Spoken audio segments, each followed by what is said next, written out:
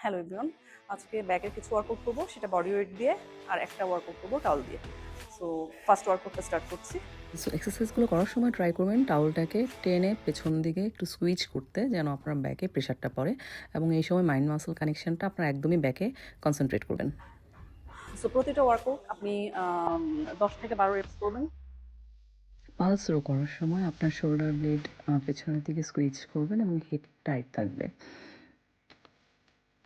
Boat lift করার সময় আপনার ডান হাতের সাথে বাঁ পা উঠবে। 1 সেকেন্ড একটু হোল্ড করবেন।